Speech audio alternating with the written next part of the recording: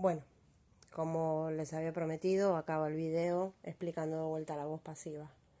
Bueno, vamos a empezar por el principio. Primero tenemos que entender para qué usamos la voz pasiva. Por ejemplo, esta es una oración en voz activa, se diría. Yo pinté mi casa. O sea, lo primero que tengo que mirar es en qué tiempo verbal está el verbo. Porque tiene una ed, me doy cuenta que está en pasado. Yo pinté mi casa. Lo otro que me tengo que empezar a dar cuenta es cuál es el sujeto y cuál es el objeto de la oración. Para yo poder pasar una oración de la voz activa a la pasiva, necesito sí o sí que tenga un objeto, si no, no se puede pasar en la pasiva. Entonces, yo era el sujeto, mi casa era el objeto. ¿Qué pasa? Yo hago una inversión. ¿Con qué propósito hago la inversión? Porque quiero hacer foco o hincapié en el hecho o en la acción realizada, no en quién la hizo.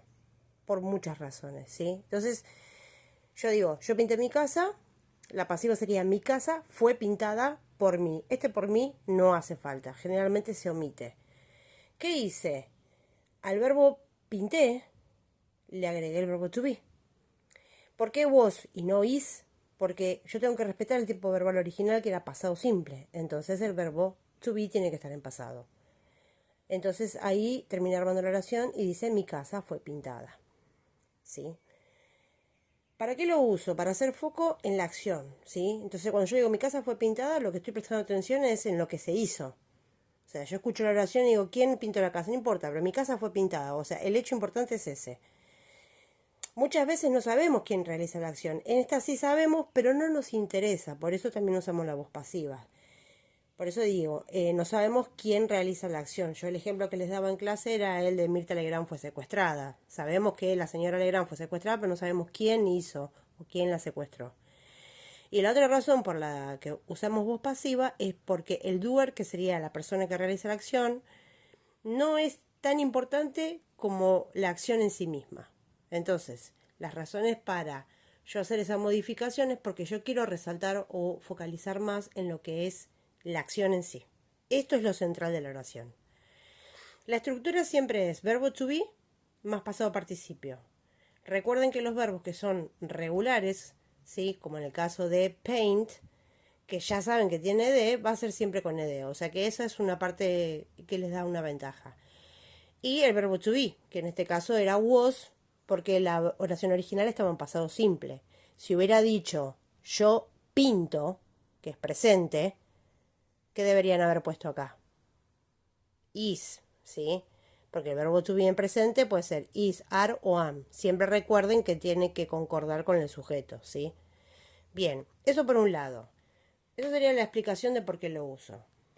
Ahora, vamos a ver un par de ejemplos que yo anoté acá. Siempre lo importante es de la oración activa, o sea, la original. Por ejemplo, en esta dice I will paint my house. Yo siempre busco el verbo primero. Yo sé que está en futuro simple. Entonces sé que sí o sí voy a tener que usar will y voy a tener que usar paint. Pero, ¿qué decía la regla? Que tengo que agregar el verbo to be. ¿Cómo la paso? Hago la inversión, lo que era mi objeto pasa a ser mi sujeto, y a la estructura original le agregué el verbo to be y el verbo que estaba en infinitivo pasa a tercera. Entonces, pasé de decir yo pintaré mi casa a decir mi casa será pintada. ¿Sí? Lo mismo pasa con el continuo, sea presente o pasado. She is painting the car. ¿Sí? Yo sé que la estructura, la frase verbal es is painting. ¿Qué quiere decir? Que yo acá, ustedes me van a decir, pero acá ya está el verbo to be. Sí, pero tienen que agregar el verbo to be en el medio de esta estructura y este verbo pasarlo a tercera. Entonces, ¿cómo va a quedar?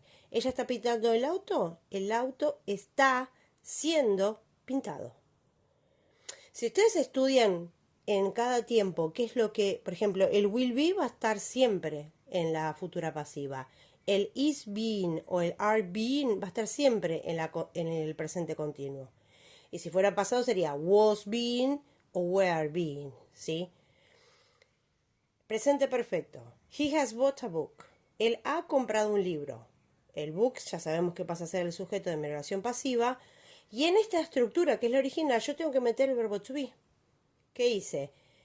¿Él ha comprado un libro? Un libro ha sido comprado. por él, que no hace falta ponerlo. ¿Se entiende lo que digo? Entonces siempre tienen que mirar la oración original y el de la oración original agregarle la estructura de la pasiva. O sea, adaptarla. Por ejemplo acá, fíjense, futuro going to. Ellos van a arreglar la bicicleta. Y la estructura es are going to fix. Como yo cambio acá lo que era mi objeto pasa a ser mi sujeto, este era plural, este es singular. Entonces eso me tengo que dar cuenta también, ¿sí? Acá decía are going, pero acá tuve que poner is going. O sea que la estructura original siempre la tengo que respetar. Acá decía, ellos van a arreglar la bicicleta y yo ahora tengo que decir, la bicicleta va a ser arreglada por ellos, ¿sí?